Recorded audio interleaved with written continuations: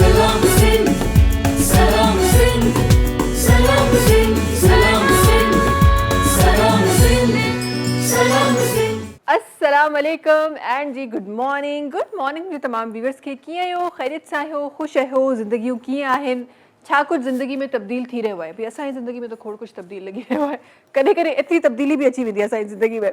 ख़ैर जी, काफ़िनि जॻहियुनि ते ईअं थींदो आहे त तव्हां पंहिंजी ज़िंदगी जा जेके फ़ैसिला आहिनि अक्सर उहा तव्हां पाण करे रहिया हूंदा आहियो, तव्हां चाहींदा आहियो, तव्हां कोशिशि कंदा आहियो त तव्हांजी जेका ज़िंदगी आहे उहा तव्हांजे कंट्रोल में थी वञे, पर किथे न किथे कॾहिं न कॾहिं तव्हांखे उहो कंट्रोल ॿिए कंहिंजे हथ में ॾियणो पवंदो आहे। ऑल्दो जेके वॾा वॾा जेके सेइंग्स आहिनि, जेके वॾी वॾी सेइंग्स आहिनि, उन्हनि जो कुझु चवणु ईअं ई आहे त कॾहिं पंहिंजी ज़िंदगी जो कंट्रोल ॿिए कंहिंजे हथ में न ॾियो, but sometimes for the time, not for the life time, for the time तव्हांखे उहो कंट्रोल कॾहिं कॾहिं ॿिए खे ॾियणो पवंदो आहे। ऐं उन हिकु शायदि तव्हां वंस ॾींदा आहियो, बट रिटर्न में तव्हांखे खोड़ कुझु अहिड़ियूं शयूं मिली वेंदियूं आहिनि जेके शायदि तव्हां एक्सपेक्ट न करे रहिया हूंदा आहियो।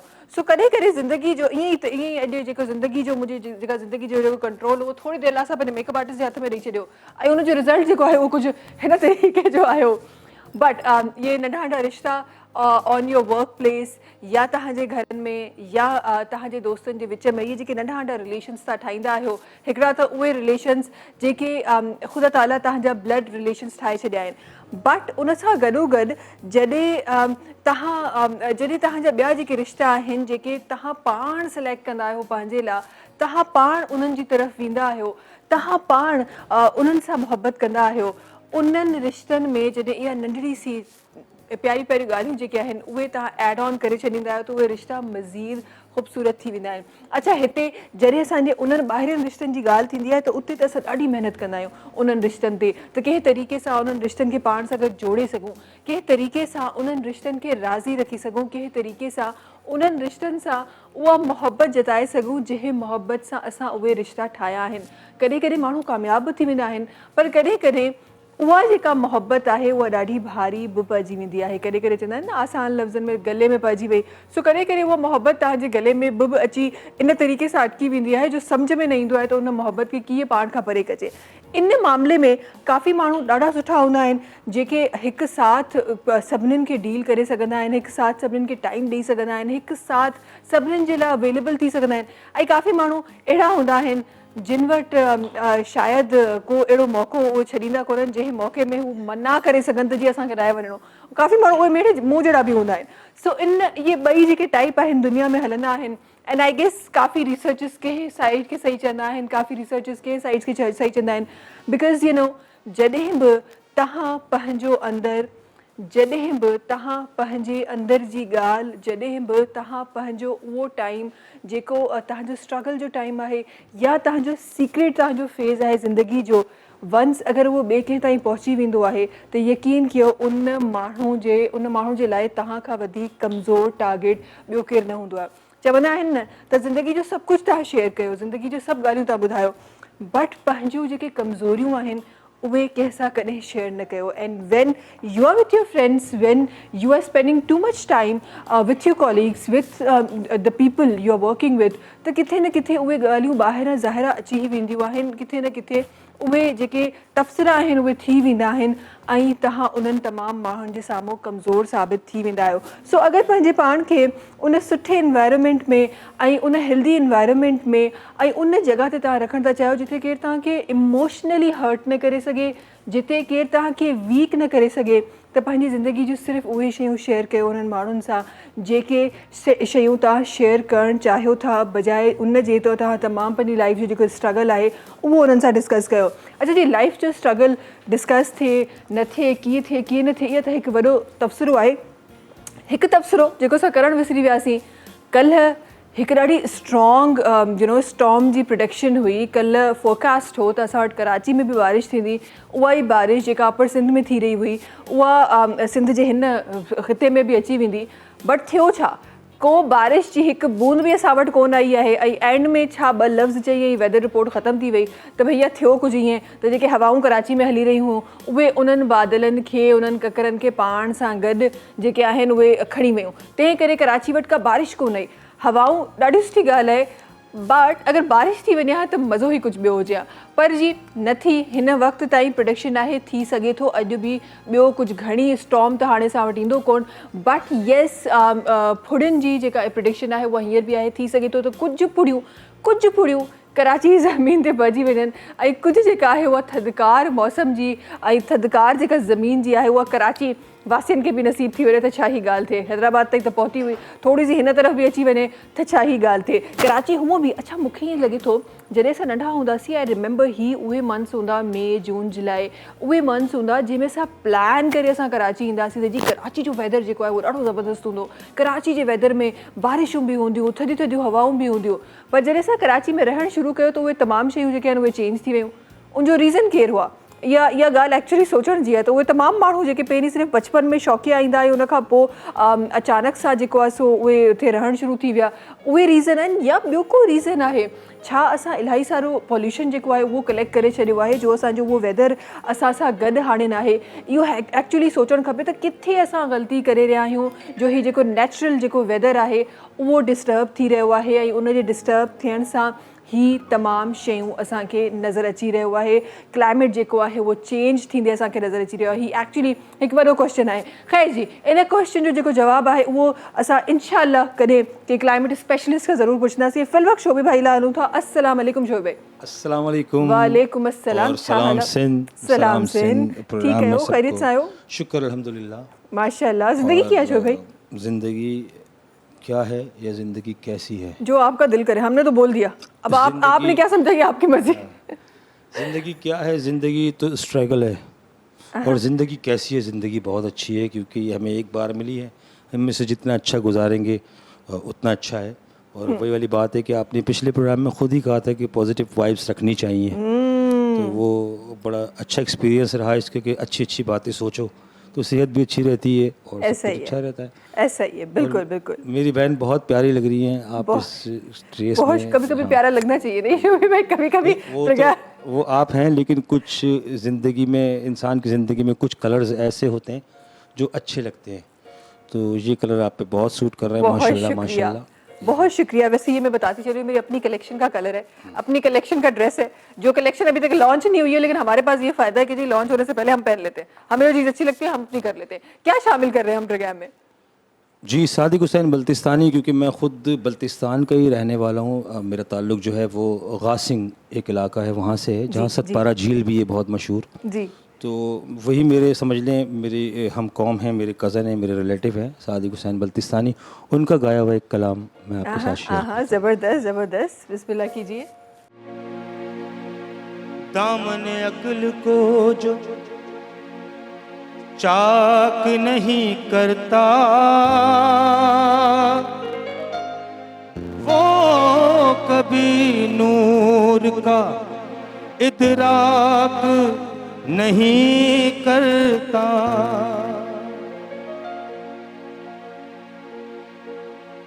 जानम फिदाए हैदरी या अली अली अली।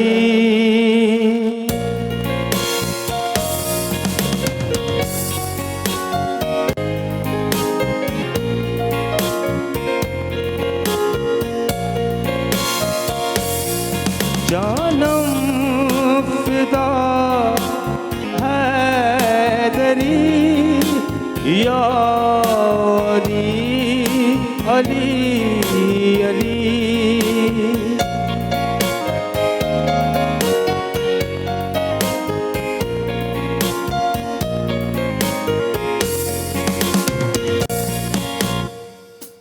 है मोहम्मद मेरा दिल तो सीना अली, मेरे जीने का वाहिद करीना अली। दीन इस्लाम पे दीन इस्लाम का है नगीना अली।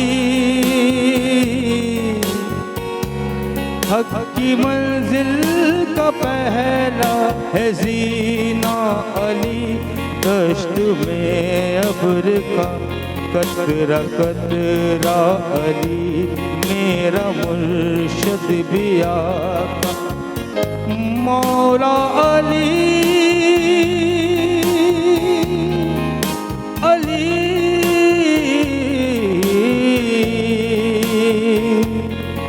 हर सू सदाए हैदरी या अली अली अली जानम फिदा हैदरी या अली अली अली या अली अली अली अली अली अली अली जानम फिदाए हैदरी या अली अली अली। ज़बरदस्त जी, ज़बरदस्त, माशाल्लाह माशाल्लाह माशाल्लाह।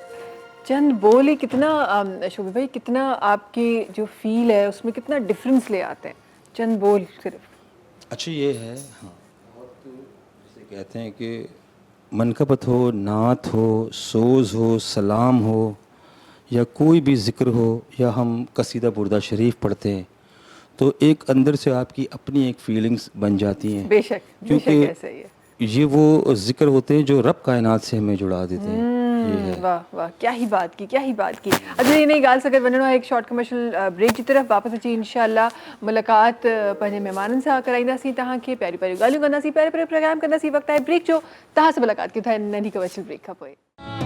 सलाम सिंध सलाम सिंध सलाम सिंध सलाम सिंध सलाम सिंध सलाम सिंध। जी वेलकम बैक। अच्छा जी, महिमान सां गॾु आहिनि, महिमान जी तरफ़ हलूं था, उन्हनि जो तारीफ़ प्रोग्राम में रखूं था। अॼु जेका पर्सनैलिटी सां गॾु तशरीफ़ फरमा आहे, माशाल्लाह हिकिड़ी ज़िंदगी में खोड़ कुझु आहे जेको पाण करे रहिया आहिनि। पाण हिकु एजुकेशनिस्ट बि आहिनि, गॾोगॾु पाण हिकु रिसर्च स्कॉलर बि आहिनि। ॿ बुक आहिनि जेके पाण जनाब पंहिंजे हथनि सां लिखिया आहिनि। उन सां गॾोगॾु पाण खोड़ सारी शयूं आहिनि जेके कंदा रहंदा आहिनि। टूर गाइड बि आहिनि असां गॾु। अमीन जोया साहिब आहिनि जेके तशरीफ़ फरमा आहिनि। अस्सलाम वालेकुम। वालेकुम सलाम। कीअं हो, ख़ैरियत सां आहियो, ठीकु आहियो? शुक्र अल्हम्दुलिल्लाह महविश, थैंक यू। ऐं सभ खां पहिरियां त सिंध टी वी वारनि जो थोराइतो आहियां जन मूंखे दावत ॾेई हिते घुरायो। Thank you very much to all. वॾी महिरबानी तव्हांजो, तव्हां वक़्तु कढी असांजे प्रोग्राम में आयो, न त कहाणियूं कुझु ॿियूं थी वञनि। अमीन साहब, कीअं गुज़री रही आहे ज़िंदगी, किथे गुज़री रही आहे, छा थी रहियो आहे?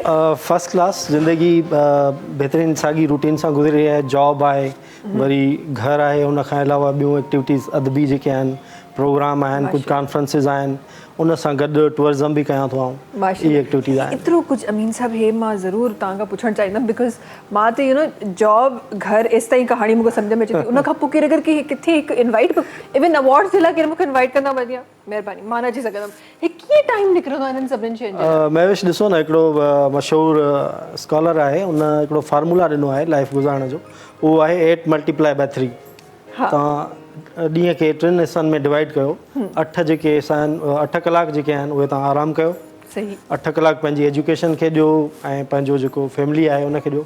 बाक़ी जेके 8 कलाक उहे तव्हां पाण खे ॾियो, पंहिंजे लाइ महदूद रखो। उन में तव्हां पंहिंजूं अणपूरियूं ख़्वाहिशूं जेके आहिनि उहे पूरियूं कयो। तव्हांजी दिलि चवे थी आउटिंग लाइ वञिजे, आउटिंग लाइ निकिरी वञो। तव्हांजी दिलि चवे थी कुझु लिखिजे, कुझु ख़ासि स्पेशल जेको आहे सो वक़्तु कढी पसार कजे, किथे विज़िट लाइ वञिजे, फैमिली खे टाइम ॾिजे। त उन्हनि 8 कलाकनि में आऊं इहे सभु एक्टिविटीज़ कंदो आहियां। अच्छा, ऐं अगरि तव्हांजी दिलि चए त आराम सां घर में रिलैक्स करे को नेटफ्लिक्स हलाए वेही रहो। ॾिसो वरी करे थो माण्हू ते, इहो मुंहिंजी रूटीन में ई शामिलु न आहे। मुंहिंजी नेचर ई न आहे अहिड़ी जो आउं 1 मिंट 1 पल बि जेको आहे सो वांदो वियां ऐं फज़ूल गुज़ारियां। ईअं त अच्छा, ये जेके सियाणा जेके 8 कलाक जेको 8 × 3 जेके करे विया आहिनि, उहे बि तव्हां जहिड़े माण्हुनि जे लाइ कया आहिनि। छो त इहो मल्टीप्लाई करे बि असांजी ज़िंदगी जेका आहे उहा ट्रैक ते अचण वारी कोन्हे। असांजी ज़िंदगी ईअं ई जेका रफ़टफ ज़िंदगी आहे उहा ईअं ई रफ़टफ रहण वारी आहे। अच्छा अमीन साहब, हिकु शइ ज़रूरु मां ॼाणणु चाहींदमि। आई हैव सीन पीपल जेके इलाही ओवर बर्डन माण्हू हूंदा आहिनि, जिन जी ज़िंदगी में खोड़ कुझु हूंदो आहे, जेके उहे करे रहिया हूंदा आहिनि ऐं जेको करे रहिया हूंदा आहिनि ॾाढो सुठो करे रहिया हूंदा आहिनि, पर उहे डीप डाउन किथे इलाही डिप्रेस्ड हूंदा आहिनि, स्ट्रेस हूंदा आहिनि, तकलीफ़ में हूंदा आहिनि। त शयूं कीअं मैनेज थिए, कॾहिं ज़िंदगी में अहिड़ो को फेस त कोन आयो? ॾिसो Mahesh, with the passage of time माण्हू सभिनी इन्हनि प्रोसेसिस मां गुज़री वञे थो त पोइ पको थी वञे थो, परफेक्ट थी वञे थो, त पोइ इहे शयूं महसूसु नथियूं थियनि। हा, जेके हसास क़िस्म जा माण्हू आहिनि न, उहे वधीक फील कंदा आहिनि। पोइ उहे मतिलबु पूरी ज़िंदगी मुंझियल हूंदा आहिनि, कुझु करे न सघंदा आहिनि। जेकॾहिं कंदा बि आहिनि त इहा ई जेका 9 to 5 वारी जॉब कंदा आहिनि ऐं उनखां पोइ घर, पोइ ईअं उन्हनि जी सॼी ज़िंदगी गुज़री वेंदी आहे। का ख़ासि स्पेशल का अहिड़ी शइ करे न सघंदा आहिनि लाइफ में पूरी में। सही ईअं रूटीन वांगुरु गुज़रंदो आहे। ऐं इहो ई फ़र्क़ु आहे हिकु आम माण्हू में ऐं हिकु जीनियस माण्हू में। जीनियस माण्हू में बिल्कुलु। ऐं हूअं बि चवंदा आहिनि त असां नॉर्मली लिविंग इन पाकिस्तान असां इहो ॾिसी रहिया आहियूं त असां वटि जेके माण्हू कमु करे रहिया आहिनि उहे 9 to 5 जॉब हुजे या ॿी का जॉब हुजे, जेके माण्हू कमु करे रहिया आहिनि उहे मजबूरी तहत करे रहिया आहिनि। उहो पंहिंजो पैशन न आहे उन्हनि जो, उहे बसि ठीकु आहे, ज़ाहिर आहे हिकु मंथली अमाउंट खपे, घर हलाइणो आहे त ज़ाहिर आहे उहो कमु थी रहियो आहे। बट जॾहिं तव्हां कम में ई उहा शइ कयो जेका तव्हांखे वणे थी त उहो ज़ाहिर आहे कमु बि सुठो हूंदो। हीउ जेको डिप्रेशन, स्ट्रेस असांजे यूथ में अची वियो आहे, शायदि उनखां बि असां परे थी वञूं। Exactly. Here is in Pakistan, there is no person at right time and right place. बिल्कुलु, right time at right place. बिल्कुलु मसलो इहो आहे त हिकिड़ी ख़्वाहिश माण्हू जी हूंदी आहे, उनखे पूरो कंदे कंदे कंदे पूरी लाइफ गुज़री वेंदी आहे ऐं जॾहिं उहो वक़्तु ईंदो आहे त हू पाण पोड़ा थी चुका हूंदा आहिनि। पोइ उहा शइ उन्हनि जे लाइ यूज़लेस हूंदी आहे। त जंहिं शइ में इंट्रस्ट हुजे उन में ई माण्हू एनर्जेटिक थी ऐं कमु करे, उनजो पेशेंट बणिजी वञे त रिज़ल्ट मिलंदा। बिल्कुलु बिल्कुलु बिल्कुलु। अच्छा, छो त तव्हां हिकु टूर गाइड बि आहियो ऐं न सिर्फ़ु हे त चवण जे लाइ शायदि हिकु लफ़्ज़ आहे, but the way you know motivate people to be there to see the heritage of Pakistan एतिरो ख़ूबसूरती सां। अक्सर असांजी बि इन ॻाल्हि ते ज़रूरु कॉन्वर्सेशन बि थींदी रहंदी आहे ऐं हिन तव्हांजे ई लफ़्ज़नि सां इंस्पायर थी पाकिस्तान जे हिकु कुंड जंहिंजे बारे में मां इंसानु सोचींदो इलाही आहे, करणु ॾाढो मुश्किल हूंदो आहे। बट जॾहिं तव्हां जहिड़नि माण्हुनि जा लफ़्ज़ मिलंदा आहिनि त किथे न किथे तव्हांखे मोटिवेशन मिलंदी आहे। तव्हां कीअं बि करे तव्हां टाइम कढंदा आहियो ऐं तव्हां वेंदा आहियो, तव्हां ॾिसंदा आहियो। ऐं ट्रस्ट मी, उहो जेको एक्सपीरियंस आहे उन एक्सपीरियंस खे का बि शइ घटि नथी करे सघे। उहो एक्सपीरियंस एॾो ख़ूबसूरत हूंदो आहे। So being a tour guide, मां इहो ज़रूरु ॼाणणु चाहींदमि त असां वटि असांजे जेके हींअर माण्हू असांखे ॾिसी रहिया आहिनि, जून जुलाई अनक़रीब अचण वारो आहे, त हिकु सुठो टाइम आहे जंहिंमें तव्हां ॿारनि खे बि पंहिंजे मुल्क जा, पंहिंजे सूबे जूं उहे ख़ूबसूरती ॾेखारे सघो था जेके उन्हनि खे न आहिनि ख़बर। छा मार्केट में अचण वारो आहे, छा तरीक़ा आहिनि, छा माण्हुनि जी बुकिंग्स तव्हां ताईं पहुची रहियूं आहिनि, छा थी रहियो आहे? महेश, ॾिसो ॾाढो सुठो सवाल कयो आहे तव्हां, छो त हींअर वेकेशन बि अचण वारी आहे। हींअर एग्ज़ाम ॿारनि जा हलनि पिया ऐं जून खां पोइ सभिनी मोकलूं थी वेंदियूं, त इन जे लाइ बेस्ट जेको टूरिज़म हूंदो आहे उहो सीज़नल हूंदो आहे न। हींअर जेका सीज़न आहे उहा आहे गोरख हिल स्टेशन घुमण जी। जॾहिं तव्हां 40+ सेंटीग्रेड ते गुज़ारे रहिया हुजो कराची में या सिंध जे कंहिं बि हिसे में, अचानक सां तव्हां 20s में हलिया वञो, कीअं फील थींदो? उन फीलिंग खे महसूसु कयो। ऐं उहो कमु कंदो आहियां, माण्हुनि खे उहा फीलिंग महसूसु कराईंदो आहियां। पोइ पाण ई स्लॉट बुक थी वेंदा आहिनि ऐं माण्हू रेडी थी वेंदा आहिनि ऐं यूट्यूब ते ॾिसंदा आहिनि, सर्च बि कंदा आहिनि। हिकिड़ो त गोरख हिल स्टेशन ऐं ॿियो आहे कारूंझर। जॾहिं मींहुं वसे थो मानसून जो जेको जून जुलाई में, त उन जे लाइ वरी अगस्त जो महीनो बहितरीनु आहे। उते जॾहिं मोर टहटहा कनि था, जॾहिं कारूंझर साई गुलनि जी सेज पाए थो, जॾहिं पीला ऐं नीला गुल उन पार्क में फुटनि था, त उहो मंज़र ॾिसण जे लाइ अखियूं उत्साह कंदियूं आहिनि। ऐं जॾहिं उहो माण्हू पसंदि आहे, इमेजिनेशन कंदो त उन जी दिलि बि चवंदी त मां वञा। मां सिर्फ़ु उन मंज़र खे हीअं तव्हांजे लफ़्ज़नि में सिर्फ़ु इमेजिन करे रही आहियां त एॾो ख़ूबसूरत लॻी रहियो आहे। जॾहिं इंसानु पाण वेंदो, उहो लाइव एक्सपीरियंस, उहो एक्चुअली उहो छा हूंदो। अच्छा, गोरख हिल जी ॻाल्हि कई, हिकु ज़रूरु मां ॻाल्हि अमीन साहब मां पहिरीं बि तव्हां सां डिस्कस थी आहे, बट अॼु बि माण्हुनि जे ज़हननि में उहे शयूं आहिनि जिन खे मां क्लियर करणु चाहियां थी। असां जॾहिं गोरख हिल जी ॻाल्हि कयूं था त असांखे खोड़ सारियूं, बिकॉज़ सेफ्टी एंड सिक्योरिटी हिकु क्वेश्चन मार्क आहे असां वटि सॼे टूरिज़म लाइ ॾिसूं था, जेको अफ़सोस सां असां उन तरीक़े सां कवर न करे सघिया आहियूं, या कवर थी वियो आहे त उनखे प्रमोट कोन करे सघिया आहियूं जो माण्हू जेके आहिनि मेंटली रिलैक्स थी वञनि। अगरि असां गोरख हिल जी ॻाल्हि था कयूं, असां ओॾां वञण जी ॻाल्हि था कयूं, त कहिड़ियूं शयूं आहिनि? आई एम श्योर तव्हां बि उन ॻाल्हि बारे में ज़रूरु ॼाणींदा हूंदो, त खोड़ सारियूं शयूं माण्हुनि जे ज़हन में ईंदियूं आहिनि त जी सेफ्टी जो छा थींदो, रस्तनि जो छा थींदो, छा उते शयुनि जी अवेलेबिलिटी उहा हूंदी न हूंदी, छा कुझु आहे?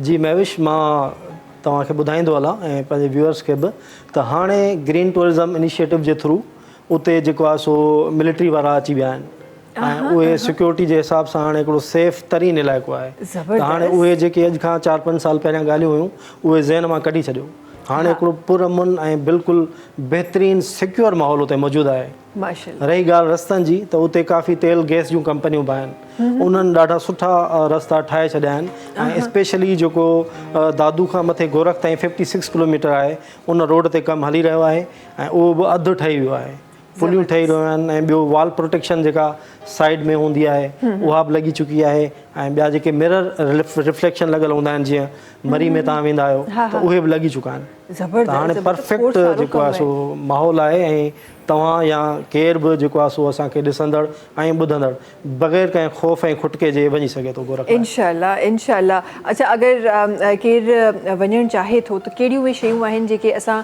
ज़हन में रखी पोइ वञूं, मतिलबु अगरि असां गोरख हिल वञी विया आहियूं त असांखे उते फॉर एग्ज़ाम्पल हिकु आम माण्हू आहे जेको वञी रहियो आहे, उहो स्टेप करे थो गोरख हिल स्टेशन ते, छा छा शयूं आहिनि जेके उनखे उते अवेलेबल मिलंदियूं? अॼु तव्हां ॾाढा डीप सवाल पुछो था। मां मूंखे चाहियां लॻे थी थो जून तव्हांजो जुलाई वञण सुठो जो इरादो आहे तव्हांजो। मां ॿियो किथे त वञण जो इरादो करे वेठी आहियां, पर सोचां पई त हाणे एॾा बि ज़रूरु वञा। अच्छा, हाणे महविश जेको बि गोरख वञणु चाहे त पाण सां गॾु गरम कपिड़ा ज़रूरु खणे। ओके। इहो न सोचे त हींअर जून जुलाई आहे मां गरम कपिड़ा कीअं खणा। हा।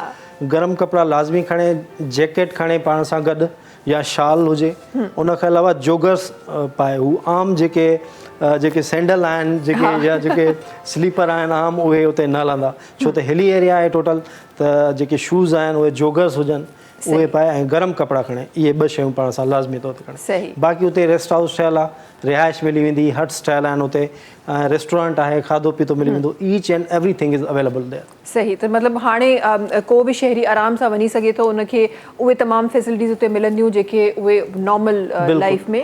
हाणे उहो वारो फ्रेज़ न आहे जेको माण्हू सम्झंदो त हा बि पहाड़नि ते वञी माण्हू कुझु इन तरीक़े जी को वेकेशन करे रहियो थो। हाणे उहो उन एडवेंचरस खां थोरो सो असां साइड ते हाणे डेवलप थी वियो आहे, गोरख काफ़ी डेवलप थी वियो आहे। तव्हां यूट्यूब ते सर्च कयो ऐं पाण वञो तव्हां, या जेके विज़िटर्स थी आया आहिनि तव्हां उन्हनि खां पुछो, उहे तव्हांखे ॿुधाईंदा। सही सही। अच्छा, हिकिड़ी ॻाल्हि अमीन साहब ज़रूरु मां पंहिंजे प्रोग्राम में शामिलु करणु चाहियां थी त असां because you are an educationist also, त तव्हां हूअं जेका असांजी फ़र्ज़ी एजुकेशन आहे उन जी तरफ़ त असां वञी रहिया आहियूं, ॾाढो सुठो एजुकेशन ते कमु बि थी रहियो आहे, सभु कुझु थी रहियो आहे, बट जॾहिं टूरिज़म जी ॻाल्हि अचे थी, जीअं असां वटि नॉर्मली असांखे ख़बर आहे त जी फ़लां कंट्री में वेंदासीं त फ़लां जॻह आहे, उहा फेमस आहे, उहा असांखे ॾिसणी आहे। छा असांजी टूरिज़म जी जेका एजुकेशन आहे उहा असां माण्हुनि खे ॾेई सघिया आहियूं? एग्ज़ैक्टली महविश कोन था ॾियूं पिया असां। कॉन्स्टिट्यूशनली स्पीकिंग असां कानूनी तौर ते पाबंद आहियूं यूनिवर्सिटीज़ त ॿारनि खे, या भले उहे मेच्योर हुजनि, उन्हनि खे असां विज़िट करायूं। इहो कॉन्स्टिट्यूट में लिखियलु आहे।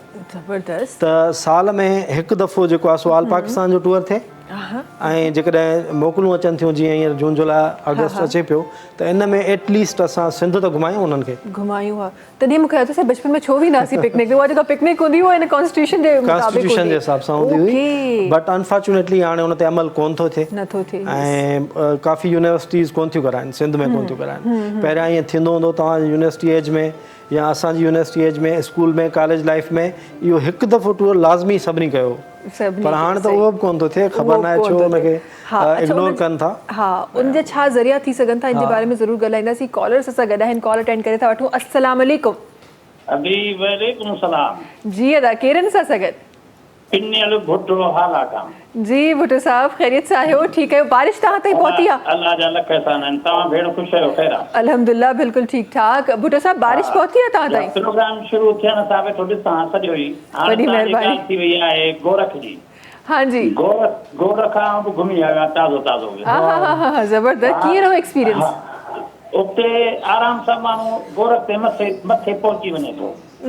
ज़बरदस्त। हा हा। ऐं होटल लॻी पई आहे, जमालनि जी मानियूं बि उते खाधीसूं, रेस्ट हाउस में कमरो बि मिलियो। ज़बरदस्त। 11 था थियनि त पोइ रुॻो जानवरनि जा आवाज़ ऐं होकरूं थियूं ॿुधजनि, ऐं दरवाज़ा हुननि बि चयो त दरवाज़ा बंदि करे पोइ सुम्हिजो। ख़तरनाक जानवर बि राति जो उते आहिनि। मस्जिद लाजवाब ठाही अथनि, सुठी, जंहिंमें असां 3-4 दफ़ा जेतिरो वक़्तु रहियासीं हुन में निमाज़ पढ़ीसूं। ज़बरदस्त ज़बरदस्त। असांजे तसवुर में थो अचे त इहा सिंध जी कोइमरी आहे। हा, वरी कोइमरी ॾिठी अथऊं, उन शहर दस्तूर में उते वञूं था कोइमरी में, रात जो 12-1 बजे ताईं चहल पहल लगी पई आहे, ॾाढी रंगीनी लगी पई आहे, दुकानदारी लगी पई आहे, खरीदारी लगी पई आहे। जी इन जो को बि तसव्वुर अञा उते न आहे। अञा शयूं शुरू थी वञनि न भुट्टो साहब, पहिरीं त इहो जेको तव्हां ॾिसी आयो उन जो बि तसव्वुर न हो, टॉयलेट्स मुंहिंजे ख़्याल में उते अवेलेबल न हुआ। ॿुधो न, शुरू थिए इन खे तक़रीबन 20-22 साल थिया आहिनि। जी, पर उन ते जेका गवर्नमेंट मुलाज़िम हुउसि त मूंखे हुकुम थियो त गोरख ते नवाज़ शरीफ़ राति रहंदो। असां हेलीपैड ठाहिया, 90s में, नवाज़ right. शरीफ़ राति जो लथो।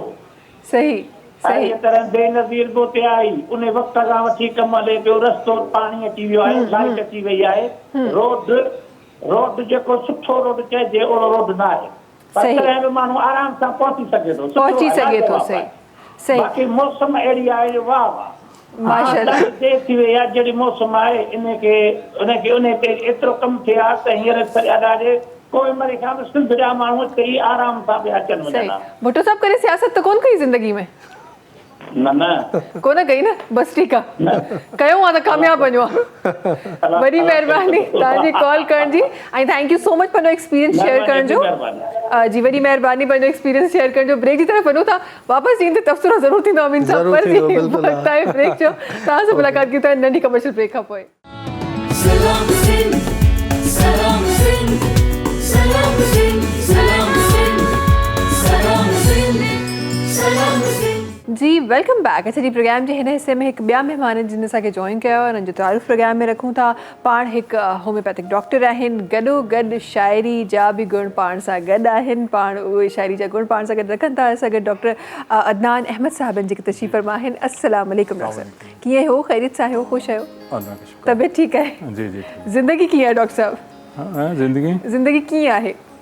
ज़िंदगी क्या इम्तिहान है, इम्तिहान है, आपको पास हाँ सही, आपको पास करना है। हाँ। अच्छा, इस इम्तिहान में कहाँ तक पहुँचे हम? टीचर हमारे सामने बैठे हैं तो ज़रा उस लेवल बता दें, किस परसेंटेज तक पहुँचे हम? मुझे तो लगता है अभी इब्तिदा में ही है। वो तो उसने कहा था, न्यूटन ने कहा था कि मैं अभी समंदर में वो सिर्फ किनारे की पत्थर वगैरह देख रहा हूँ, मछलियाँ देख। अभी तो पूरी वो कायनात पड़ी हुई है, तो कुछ भी नहीं है हम तो। बिल्कुल बिल्कुल, वाकई में ये आपने बड़ी डीप बात कर दी है कि पूरी ये कायनात पड़ी हुई है। हमें लगता है कि हम पता नहीं कितना कुछ पढ़ लिख गए, पूरी कायनात है पढ़ने को आए न अमीन साहब। हिकु ज़रो आहे जंहिंखे तव्हां अगरि स्टडी करण जी ॻाल्हि कयो, इल्मु हासिलु करण जी ॻाल्हि कयो, त हिकु ज़रो आहे, केसि ताईं तव्हां पहुचंदो?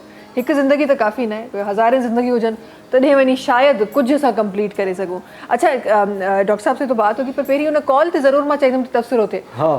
भुट्टो साहब जेका कॉल कई, कुझु ॻाल्हियूं हुननि ॿुधायूं ऐं असां उनखे क्लियर करणु चाहियो पिया अमीन साहब? बिल्कुलु, मां इहो चवणु चाहींदुसि त भुट्टो साहब जेका ॻाल्हि कई जानवरनि जे आवाज़नि वारी, त असांजे व्यूअर्स खे उन खां घबराइणु न खपे, छो त उते जेको झंग आहे उहो तमामु परे आहे। जिते रिहाइश आहे या जिते रेस्ट हाउस आहे, उते अहिड़े क़िस्म जो को बि ख़ौफ़ ऐं ख़तरो कोन्हे को।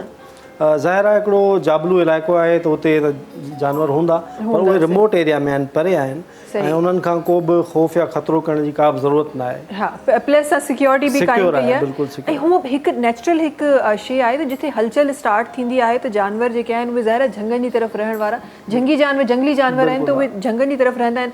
जिथे हलचल स्टार्ट थींदी आहे त हूअं ई जानवर उन शइ खां आहिस्ता आहिस्ता परे थी वेंदा आहिनि। उहा हलचल असांखे करणी आहे, तॾहिं असां उन जॻह खे असां आबाद करे सघूं था। ॿियो भुट्टो साहब हिकु ॻाल्हि कई त 20-22 सालनि खां बेशक त हूंदो, बट जेका चहल पहल स्टार्ट थी आहे, असांखे नज़र अचणु स्टार्ट थियो आहे, सोशल मीडिया ते ॻाल्हियूं थियणु स्टार्ट थियूं आहिनि, उनखे मुंहिंजे ख़्याल में 5-6 साल मुश्किल सां थिया आहिनि। ऐं माशाल्लाह 5 सालनि में असां उते रेस्ट हाउस क़ाइमु करे विया आहियूं, असां उते जेके असां सिक्योरिटी क़ाइमु करे विया आहियूं। वॾी ॻाल्हि आहे, रोड इन क़ाबिल ठाहे छॾियो आहे जो असां वञी सघूं था, पहिरीं त वञणु बि मुश्किल हो।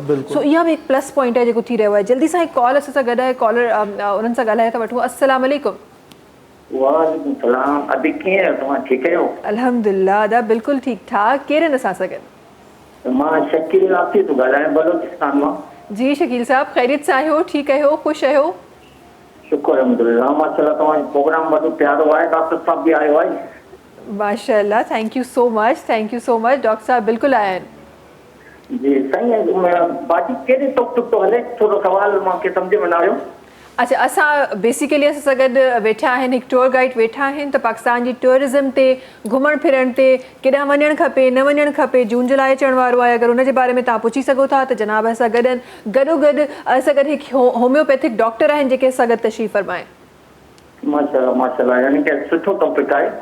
जी को सवाल तव्हां करणु चाहींदो को मर्ज़ इश्क जे मर्ज़ जे अलावा सॼा मर्ज़ जा इलाज आहिनि असां वटि न उनजो बि आहे जवाबु आहे इश्क जो बि आहे उनजो बि आहे सही न अची मुंहिंजी घर वारे जी वेठी आहे, मां अहिड़ो सवाल नथो पुछी सघां।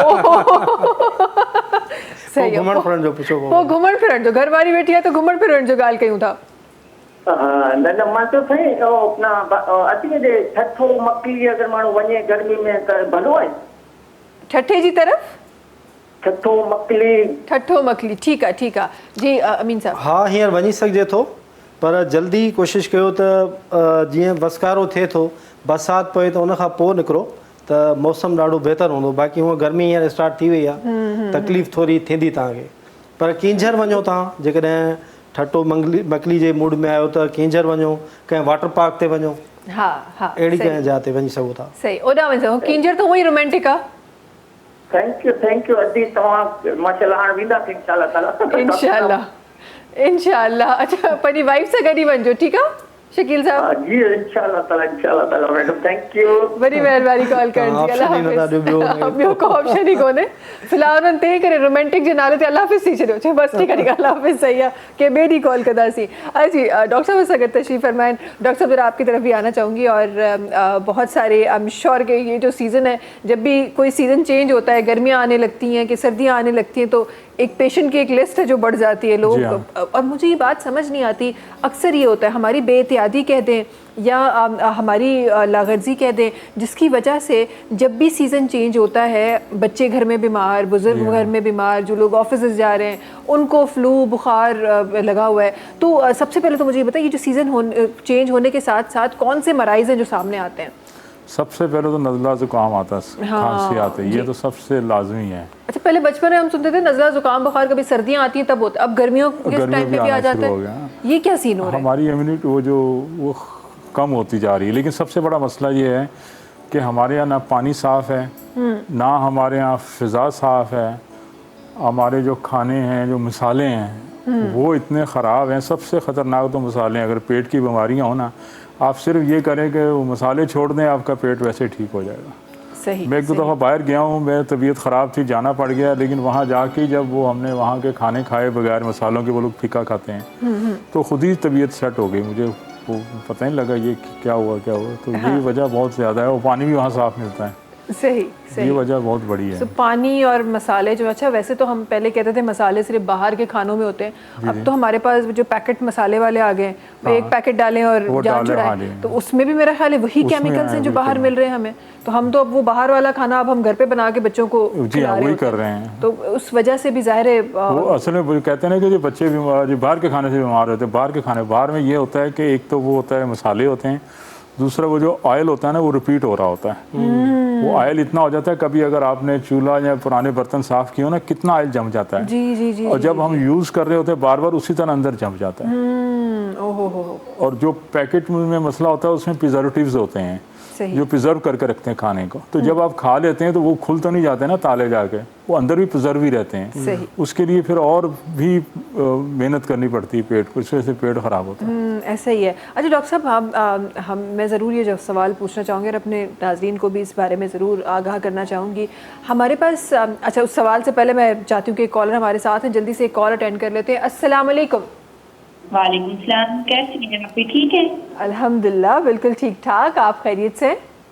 ठीक अल्हम्दुलिल्लाह। कौन बात कर रही हैं? आप ही सना बख्तर से। जी सना कैसी हैं, तबीयत ठीक है? ठीक अल्हम्दुलिल्लाह। आप ठीक? सना पीछे बहुत सारी आवाज़ें आ रही हैं। जी सना आप हमारे साथ हैं? जी आप ही मैंने ना डॉक्टर साहब से सवाल करना है कि छोटा बच्चा है ना जी उसका सीना जकड़ा रहता है और खांसी बगलम रहती है मौसम की वजह से। ठीक है हम आपको इंशाल्लाह ऑन एयर जवाब देते हैं। बहुत शुक्रिया सना कॉल करने का, इसी तरह प्रोग्राम देखते रहिए। जी डॉक्टर साहब। सीना जकड़ने की एक तो वजह ये होती है कि लोग ठंडा पानी पीते हैं सर्दियों में, तो कोशिश करें पानी या तो नॉर्मल पिए, नॉर्मल नहीं पी सकते तो मिट्टी के बर्तन का जो पानी होता है वो ठंडा कर लें या हल्का ठंडा कर लें। दूसरी चीज़ ये है कि अगर उसका इलाज है तो 2 टोटके हैं, एक टोटका है एक मेडिसन है। हाँ तो टोटका तो ये है कि आप लौंग का पानी को लौंग लेके थोड़ा सा 1 कप में उसको गर्म कर लें और वो पानी उसका पी लें, लौंग भी खा लें। लौंग को कितने लौंग? लौंग अगर 1 कप में बच्चा है तो एक, वैसे 2 लौंग काफ़ी हैं। ठीक है, सही है। तो उससे ये कि अंदर की सारा वो साफ़ हो जाएगा, कंजेशन जो है वो साफ हो जाएगी। दूसरा अच्छा, जी बताइए। दूसरी दवाई है तो उनकी होम्योपैथ की होती है, तो एंटीमोनियम टार्ट कहते हैं, छोटा नाम टार्टरस है, 30 में ले लें, 1-2 दफ़ा ले लें तो ठीक हो जाएगी। ठीक हो जाएंगे। अच्छा लौंग डॉक्टर साहब गर्म नहीं होता गर्मियों में अगर लौंग हम इस्तेमाल कर रहे हैं? ये भी मिथ है? ऐसा गर्म नहीं होता कि वो कर दे, लेकिन जब पानी में डाल लेंगे हाँ। तो वो ना वो जो कंजेशन वगैरह होती है ना उसको दूर कर देता है। उसको दूर कर देता है। तो ये तो बड़ा इजी जो है वो हल है अगर आप घरों में करें, और बजाय इसके कि आप इतनी सारी मेडिसिन बच्चों को देते, छोटे छोटे बच्चे इतनी मेडिसिन खा रहे होते हैं, अच्छा है कि घर का इलाज करें, वो ज़्यादा बेहतर रहता है। अच्छा अमीन साहब तहां तरफ भी अचणु चाहींदमि ऐं कुछ ॻाल्हियूं असां गोरख ते बिल्कुलु पंहिंजे नाज़रीन खे ॿुधाए रहिया आहियूं। गॾोगॾु कारुंझर भी जेको आहे उहो बि ॾाढो ख़ूबसूरत हिकु जॻह आहे। मां चाहियां थी त उनजे बारे में बि अवेयर कजे माण्हुनि खे। जी महविश हाणे जॾहिं मींहं जी मुंद ईंदी आहे, मानसून जी बरसाति जेका जुलाई में या अगस्त में थिए थी, उन खां पोइ गुज़िरियल 5-8 सालनि खां तव्हां ॾिठो हूंदो त तमामु घणा माण्हू कारुंझर वारे पासे वञनि पिया। कारुंझर ॾाढो सुहिणो ऐं ख़ूबसूरत आहे, ख़ासि तौर ते बरसाति खां पोइ उते गुल फुटनि था ऐं जेको आहे मोर जेके आहिनि उते तव्हांखे नज़र ईंदा। मोर बिल्कुलु रेयर आहिनि पूरी सिंध में, पर जॾहिं तव्हां कारुंझर थरपारकर नगर पार्कर में वेंदव त उते मोर बि तव्हांखे नज़र ईंदा। उन खां अलावा उते जैन टेम्पल्स आहिनि, ॿिया मंदर बि आहिनि, मस्जिदूं आहिनि ऐं आबशार आहिनि उते पाणी जा, तमामु घणा ख़ूबसूरत नज़ारा आहिनि। त कारुंझर गोरख खां अलावा मां कारुंझर बि रिकमेंड कंदुसि, जंहिंखे बि घुमण जो शौक़ु हुजे त उहो बरसाति खां पोइ उते वञे, ॾाढो हुनखे मज़ो ईंदो। बिल्कुलु सही। अच्छा अमीन साहब असां एज़ एन इंडिविजुअल त तव्हां हिन ते कमु करे रहिया आहियो, पर असां अक्सर मां जेको ॾिठो आहे तव्हां नॉर्मली एजेंसीज़ में वञो, पैकेजिस ॾिसो त उहे तव्हांखे हितां जा ठीकु आहे, असां वधि में वधि अगरि पाकिस्तान जी ॻाल्हि, सॼो पाकिस्तान ॾाढो ख़ूबसूरत आहे, असांजो पंहिंजो ई आहे, पर पाकिस्तान जी जॾहिं ॻाल्हि कयो त अपर जेके हिली एरियाज़ आहिनि उतां जा त असांखे पैकेजिस सभु मिलंदा आहिनि, हिते जी उहा प्रमोशन कोन मिलंदी आहे। ज़िम्मेदार केरु आहे इहो ज़रूरु पुछंदासीं, पर कॉलर्स सां गॾु आहिनि। अस्सलाम वालेकुम। जी केरु मूंसां सां गॾु? जी आफ्ताब साहब ख़ैरियत सां आहियो? ठीकु आहियो? ख़ुशि आहियो? बिल्कुलु ठीकु ठाक। आफ्ताब साहब तव्हांजी तरफ़ सुबुह थी वई आहे? बिल्कुल थी वई आहे। तव्हांजी आवाज़ मां लॻे पियो अञा मुश्किल आहे सुबुह थियण। हा हाणे लॻे पियो सुबुह थियण। प्रोग्राम ॾिसो पिया आफ्ताब साहब? बिल्कुल प्रोग्राम ॾिसो पिया। डॉक्टर साहब लाइ मशवरो सुणायो। जी जी जी जी फरमायो। मुंहिंजी एज आहे तक़रीबन 40 साल, मुंहिंजा वार किरनि पिया। 40 साल एज है, वार किरन पे। डॉक्टर साहब 40 साल की एज है और बाल जो है वो गिर रहे हैं जनाब के। ये सवाल मुझसे तो नहीं इनको करना चाहिए। डॉक्टर साहब जब पंहिंजा ई वार किरनि पिया आफ्ताब साहब। आफ्ताब साहब डॉक्टर जब मैंने जो हाल तो मोट ना है मोट हो जाए मैं पार दे अप्लाई किया। लेकिन ये इसमें इसकी कई वजह होती हैं, इसमें 2-3 वजह है। एक तो ये फैमिली में होता है, हेरिडिटी में, जेंट्स में आता है। हाँ। दूसरा स्पेशली अगर आप कराची वाली साइड पे। अच्छा भाई कौन नाराज हो गया हमारे हंसने पे?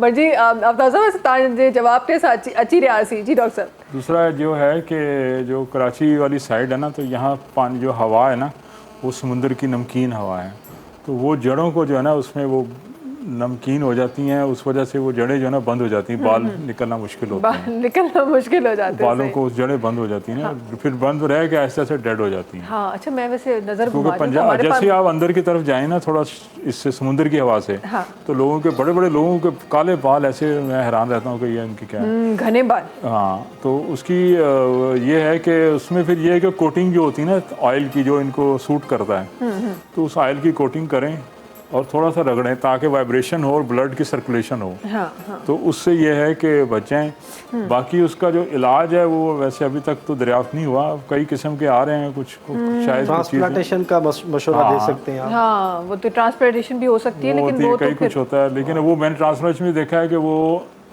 6 महीने साल मैंने अपने भाई की कराई थी तो वो साल भी नहीं निकाला उसने, और भी कई लोगों ने कराई है साल 2 साल 3 बार। और ये तो मुझे अभी थोड़ा पता लगा कि जो फिल्मी एक्टर्स वगैरह करवाते हैं वो भी इन्होंने 2-2 3-3 दफ़ा कराई हुई है। सही तो इसीलिए उनकी चल जाती है। वैसे मैं नज़र घुमा रही थी तो हमारे पास भी और पेशेंट्स हैं डॉक्टर साहब, आपके करीब ही हैं। अच्छा। और पेशेंट्स भी, इस मर्ज के बहुत सारे पेशेंट्स हैं। लेकिन अच्छा, मुझे ऐसा लगता है कि जब आप बाल, स्पेशली जब आप बालों की बात करते हैं तो वो ऐसा नहीं होता कि आपने कोई एक बार हेयर ऑयल लगाया और आपके बाल दोबारा आ गए। इसके लिए सालों आपको मेहनत चाहिए होती है, और सबसे जो मेजर जो पार्ट होता है वो आपके बचपन का होता है। अगर आपने बचपन में उन बालों की केयर नहीं की तो यकीन जानिए कोई नेचुरली आपके बाल वापस नहीं ला सकता।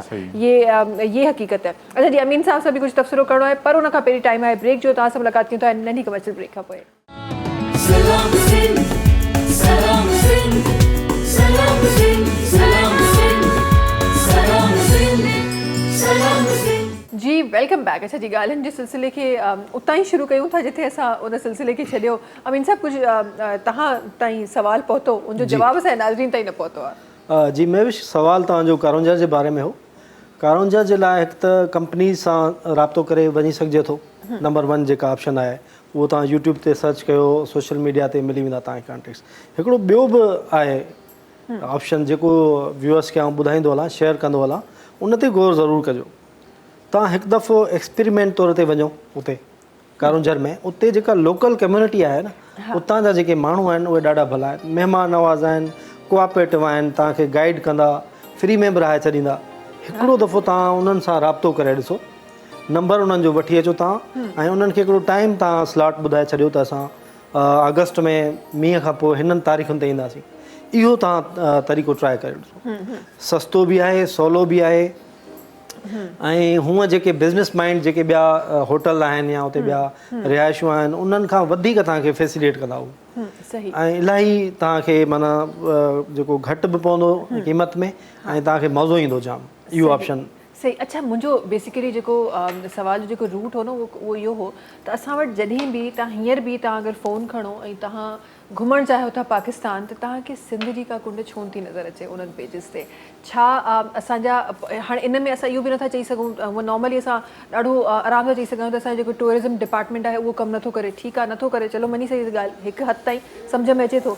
बट जेको असांजो प्राइवेट सेक्टर आहे उहो बि असांखे इशारो किथे थो करे ॿियनि सूबनि न वञण जे लाइ। ॿियनि सूबनि बेशिक उहो बि असांजे पाकिस्तान जो हिसो आहे, ॾाढो ख़ूबसूरत आहे, सुठी ॻाल्हि आहे, तव्हां घुमो था, बट असांजी सिंध जी प्रमोशन छो थी थिए? इहो मुंहिंजो सवाल आहे। महविश, तव्हांजो सवाल मां बिल्कुलु गौर सां ॿुधो, सम्झो बि, हिन जो जवाबु ऑफ एयर मूं तव्हांखे ॾिनो हो।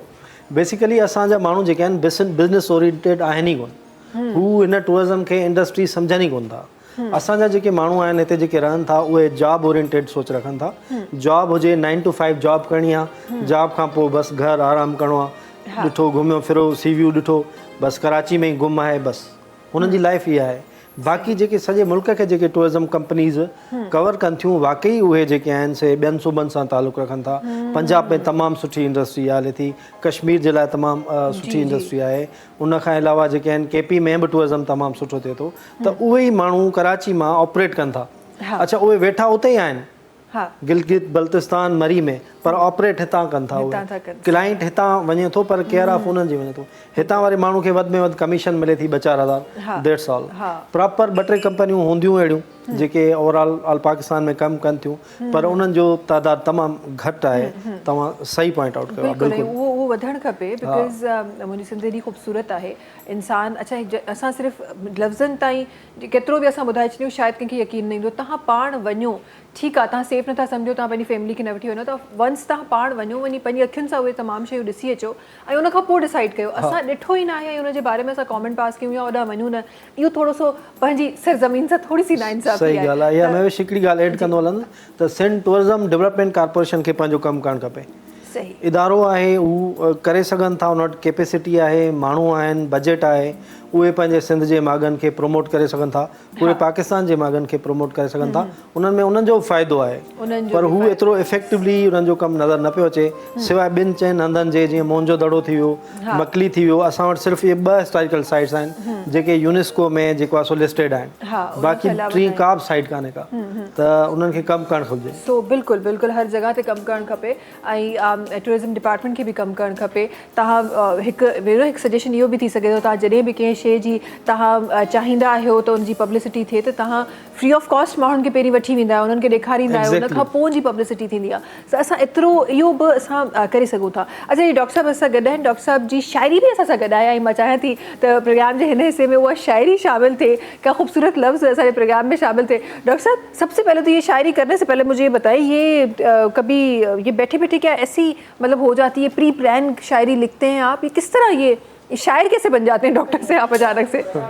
नहीं, शायर तो शायर होता है, ये नहीं मार खानी पड़ती है, धोखे खाने पड़ते हैं, फिर धोखे खाने पड़ते हैं फिर शायर बनता है। हाँ, आपने कौन सा धोखा खाया था? तो हमने भी इसी सिलसिले में खाया होगा। इसी सिलसिले आप खाया शेयर होगा? करें सर, अब यहाँ पे एक ऐसी होस्ट बैठी हुई है, वो आपसे जो है ना अंदर का सच अमीन साहब उगलवाएगी। एक्सपीरियंस बोल रहे हैं, एक्सपीरियंस बोल रहे हैं अमीन साहब का। कभी किस जमाने में खाया था? किसी जमाने में खाया था? कौन सा साल था वो? यही 8-10 साल पहले की बात है। 8-10 साल? 8 थे कि 10 से? 8 साल थे। एग्जैक्ट डेट मुझे नहीं पता। हम नाम नहीं पूछ रहे आपसे, आप नाम बताएं। एग्जैक्ट डेट नहीं पता, वैसे 8-9 साल। यार फिर कैसे धोखा? ये कौन सा धोखा था जिसकी डेट ही याद नहीं है? धोखा तो फिर दिल पे सदियों तक याद रहता है। नहीं, फिर वो शायरी की तरफ निकल गया। हाँ, तो शायरी की तरफ हमने दूसरा रास्ता ले लिया, हमने उसके थ्रू। अब हम इसी तरह से शायरी सुनेंगे डॉक्टर साहब, अब जरा सोच समझ के पढ़िएगा। अब हम उसी धोखे को नजर में रख रहे हैं जी। पहले आपके नाम 2 शेयर कर दूं? जी जी प्लीज, जाएंगे फिर भी वहीं पर। आप जाइए। इतना हसीन कोई हो नहीं सकता, मुझे तो ये कोई सहर लगता है। सहर मतलब जादू। जी जी। इतना हसीन कोई हो नहीं सकता, मुझे तो कोई ये शहर लगता है, सहर लगता है। खूबसूरत होना जचता है तुम पर, कोई और हसीन हो तो जहर लगता है। ओए होए होए होए ओए होए होए। भाई ये तो मैं मान ही नहीं सकती ये अल्फाज मेरे लिए डॉक्टर साहब। ये तो बड़ी गहरी बात है, और जिनके लिए लिखे गए होंगे ना, वो तो बड़ी गहरी बात होगी उसके पीछे। चले, अब जो मैंने सुनानी थी ना, वो सुना। जी जी प्लीज। वो चाहता था कि खरीद ले मुझको, मैं बिक रहा था मुफ्त, कीमत लगाई तो मुकर गया। मैं वहीं था इसके आसपास, ढूंढने लगा तो जाने किधर गया। चाहता हूं कि खो जाऊं इस तरह से कि पता न लगे कहां से आया किधर गया। मैं तो भूलने गया था रास्ते उसके, निशान इसी के मिले जिधर गया। वाह। यूं तो तन्हा हूं इस दुनिया में, मगर तू मेरे साथ था मैं जिधर गया। ना कोई ख़त, ना मुलाकात, जाम, ना आंसू, कहीं ऐसा तो नहीं कि मैं फिर से सुधर गया। वाह, ये लगा। हाँ लगा। जितना चाहता हूँ तुमको मैं, तुमको भी मुझे चाहना पड़ जाए तो। दूर दूर रहते हो मुझसे, तुम्हें मेरे साथ रहना पड़ जाए तो। तुम जिंदगी हो मेरी, तुम्हें अपनी मेरे साथ बिताना पड़ जाए तो। तुम जिंदगी हो मेरी, तुम्हें अपनी मेरे साथ बिताना पड़ जाए तो। कमाल। अभी तो छुपाते हो मुझको, तुम्हें सबको बताना पड़ जाए तो। मेरे साथ चलने में दुश्वारी है, मुझे साथ बिठाना पड़ जाए तो।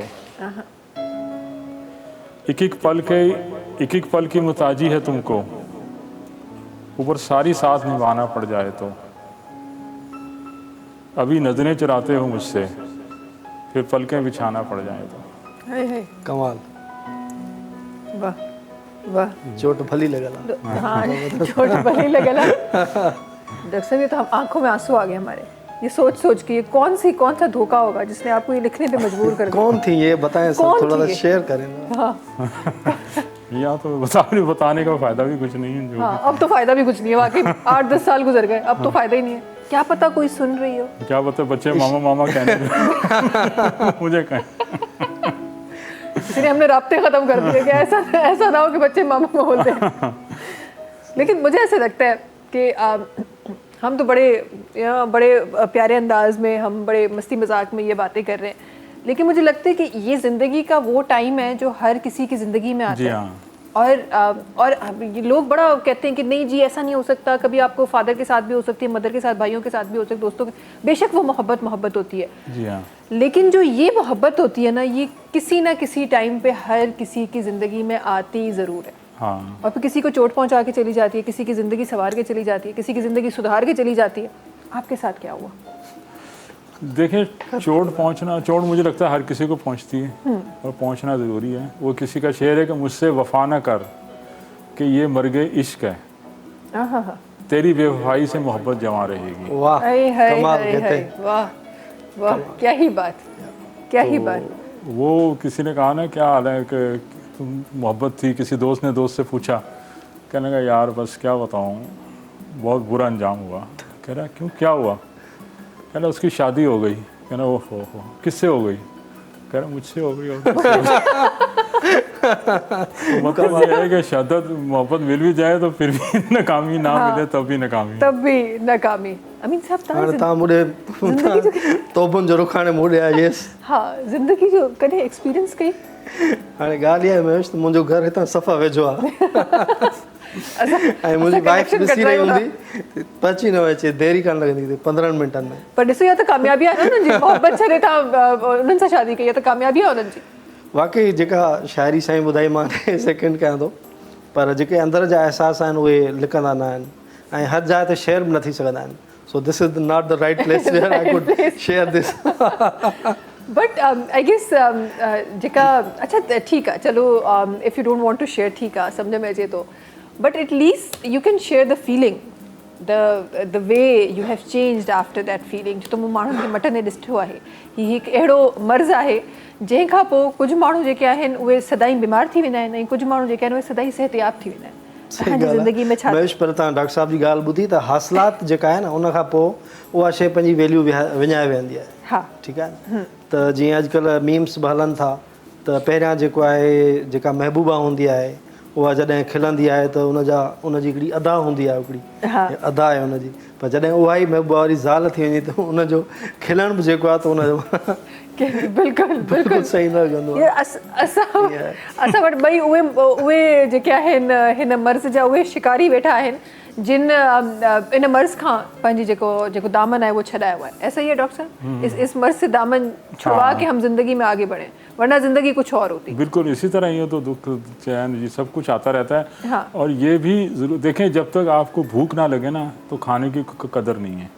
सही बात। और जब तक आपके दुख ना हो तो खुशी की भी आपको कोई एहसास नहीं होता। ओए होए होए, ये आपने बड़ी अच्छी बात की, ये वाकई ये सच है। इसलिए ये ज़रूरी है कि आप जो है ना चोट खाएंगे तो किसी की मोहब्बत का आपको एहसास होगा। बिल्कुल बिल्कुल, चोट खाएंगे तो फिर आपको दर्द भी महसूस होगा, तो उसके बाद फिर आप लिख भी पाएंगे। तो ऐसे लफ्ज लिखेंगे आप, ऐसे ही है डॉक्टर साहब। जी हाँ। अच्छा जी, कहा हम कौन सी बातों में चले गए। कदे कदे ज़िंदगी में सुबह जो ये एक्चुअली सगाल स्टार्ट कई है, पर ही सिर्फ हिते कोन थी रही हूंदी। I am sure this is the topic जेको हिन वक़्तु हर जगह ते शेयर थी रहियो हूंदो। जिते जिते असांखे ॿुधियो वञे पियो, उहे पंहिंजूं मोहबतूं यादि कंदा हूंदा, पंहिंजूं यादूं यादि कंदा हूंदा, जंहिंजो किथे को स्कूल में, को कॉलेजिस में, को यूनिवर्सिटीज़ में, को डिफरेंट जगहुनि ते थी रही हूंदियूं। अच्छा, हिकु शेर मां ॿियो चाहियां थी त शामिल थे। डॉक्टर साहब, कुछ और शामिल कर रहे हैं आप हमारे लोगों के लिए, हमारे प्यारे प्यारे व्यूअर्स के लिए? वो अभी एक छोटी सी बात का जिक्र कर लूँ। इन्होंने कहा था कि वो बेगम बैठी हैं, उनके साथ वो ताल्लुकात वो नहीं होता। वो एक मुश्ताक यूसुफी साहब ने ये कहा था कि बेगम के साथ रोमांटिक गुफ्तगू करना ऐसा ही है जैसे बंदा वहाँ खारिश कर रहा हो जहाँ खारिश हो ही ना रहा। शेर की डिमांड हुई है आपसे। बेगमात, कल मुझे बेगमात चाहिए हमारे शो में। बहुत शोरों की बातें सुन लिया, मुझे बेगमात चाहिए। जी। चाहे तो मेरी आंखों में नमी कर दे, लेकिन मेरी तन्हाई में थोड़ी कमी कर दे। गुड। छोड़ जा ना देख यूं जलता हुआ, हाँ ये आंच जरा धीमी कर दे। पिला दे जहर बेवफाई का मगर, इसके मीठे में जरा कमी कर दे। जामे हयात हो कि जहर, मुझे इससे क्या, ये जुदाई की आग जरा धीमी कर दे।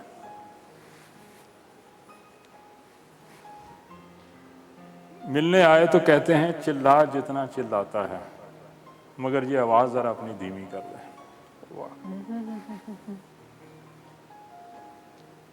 डॉक्टर साहब जब आप ये लफ्ज़ आप लिखते हैं, वो जो इमेजिनेशंस, मैं भी ये इमेजिन कर रही हूँ, जिस तरह अमीन साहब बात कर रहे थे ना, मैं फ़ौरन इमेजिनेशन, बहुत स्ट्रॉन्ग इमेजिनेशन है मेरी, मैं भी इमेजिन कर रही थी जब इंसान वो लफ्ज़ लिखता है, क्या कैफियत होती है क्या उस पे। कैफियत होती होगी, क्या जहन, क्या वो नज़ारे आते होंगे आंखों के सामने। जी हाँ। किसी पेशेंट के सामने तो लैपटॉप नहीं खोल के बैठे। सवाल था, जहन में आया डॉक्टर साहब। नहीं, पेशेंट के सामने ही होता, वो अपने मर्ज लेके आया तो मैं अपना मर्ज खोल के बैठ जाऊँ। क्या पता उसके मर्ज की जो दवा है वो इसी में, क्या पता। आते हैं ऐसे पेशेंट, वाकई उनको फिर हौसला वगैरह दे के कुछ ऐसी दवाइयाँ होती हैं जो थोड़ा सा प्रेशर कम करती हैं, उनको ऐसे फिर वो किया जाता है। सही। अच्छा ये साइकाट्रिक देखें, एक बात मैं कहना चाहूँगा कि जो डॉक्टर है वो एक साइकाट्रिस्ट भी होता है, साइकेट्रिस्ट भी होता है, बिल्कुल। अच्छा, और आपने साइकेट्रिस्ट की बात की तो आज प्रोग्राम में मैंने ये भी ज़रूर शामिल करना है, हमारा टॉपिक ज़रा कहीं और चला गया लेकिन बड़ा ज़रूरी है इस पे बात करना। डॉक्टर साहब, एक्चुअली आप ये इश्क मोहब्बत को मर्ज समझते हैं? इसके बीमार जो आते हैं, ये इसका कोई इलाज है? मजाक के नहीं, अलावा असल में किसी भी चीज़ का अगर लिमिट होती है तो वो तो बीमारी नहीं है। जब लिमिट क्रॉस कर जाते हैं लोग, घर में चीखना चूखना शुरू कर देते हैं या निकल गए किसी जगह, तो फिर बीमारी बन जाती है ना। हाँ, तो हम बीमार हुए थे, हैं? हम बीमार हुए थे 8-10 साल पहले। हम नहीं हुए थे। नहीं, मैं तो खड़ा हो गया ना आपके सवाल सामने। ज़्यादा खतरनाक है। मैं दूसरों को कर रहा हूँ बीमार।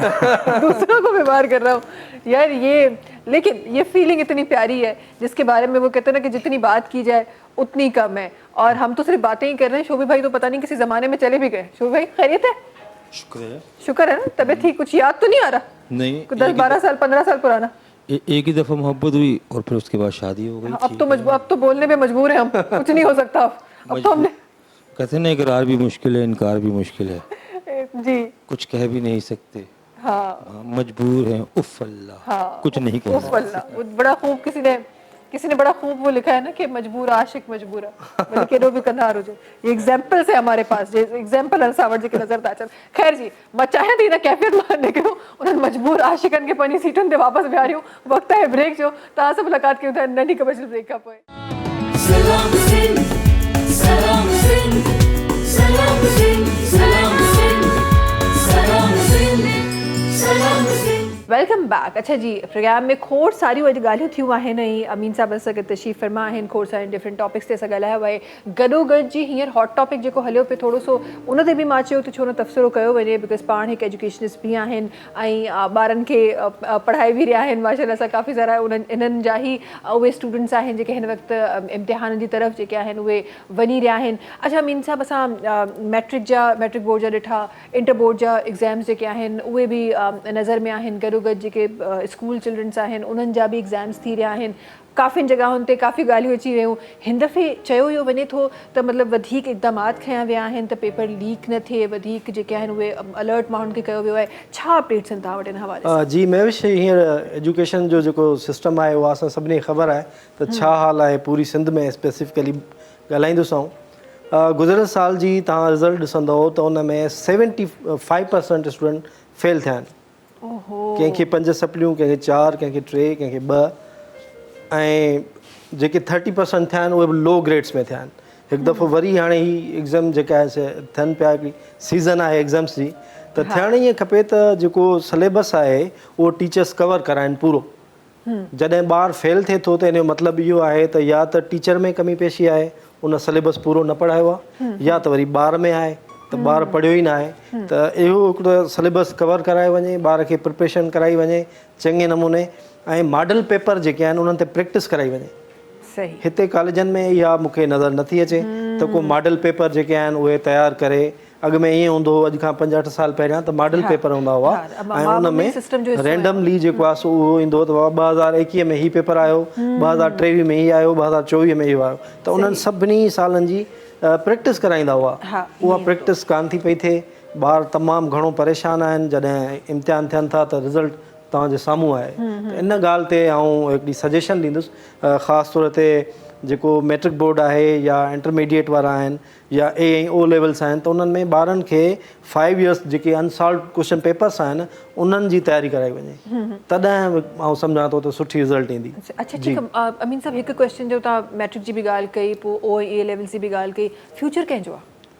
फ्यूचर जेको आहे सो कराची जे हद ताईं जेकॾहिं तव्हां पुछो था त O&A लेवल्स जो आहे, छो त असां वटि यूनिवर्सिटी में जॾहिं OA लेवल वारा अचनि था त उहे कॉम्पिटेंसी में वधीक बहितर हूंदा आहिनि as compare to intermediate board जेको आहे। ऐं तव्हां गो थ्रू कयो आहे ॿिन्ही जो जेको ॿिन्ही एजुकेशन जो सिस्टम असां आहे? वेही एग्ज़ामिनेशन ॾिठो आहे, हा। छो त A O लेवल्स में बेसिकली इंग्लिश ग्रामर स्पीकिंग ऐं ख़ासि तौर ते उन्हनि जी प्रेज़ेंटेशन स्किल ते कमु कयो वञे थो, जॾहिं त जेको ट्रेडिशनली असांजा इंटरमीडिएट वारा आहिनि उन्हनि ते कमु नथो कयो वञे। सही, कॉलेज एजुकेशन में तमामु घणो पोइते आहिनि, त OA लेवल जेके A लेवल आहिनि उहे उन्हनि जी रिज़ल्ट वधीक बहितर आहे। उन्हनि जी रिजल्ट वधीक बेहतर है। सही सही। अच्छा जी, हिन तरफ अचना चाहूँ तो डॉक्टर साहब ऐसा अगर तशरीफ़ फरमाएं। डॉक्टर साहब ज़रूर ये भी मैं शामिल करना चाहूँगी, हमेशा एक आम हमारे पास नॉर्मली जो मेजॉरिटी जो लोग हैं उनका बड़ा ये कॉन्सेप्ट होता है, जब भी आप होम्योपैथी की तरफ जाते हैं तो हम पहले से प्रिपेयर होते हैं कि जी जो हम मेडिसिन ले रहे हैं वो उसको हम इस्तेमाल करेंगे तो एक टाइम टेकिंग एक प्रोसेस होगा, और ज़ाहिर एक चीज़ ऑर्गेनिक वे में जा रही है तो आहिस्ता आहिस्ता असर करेगी।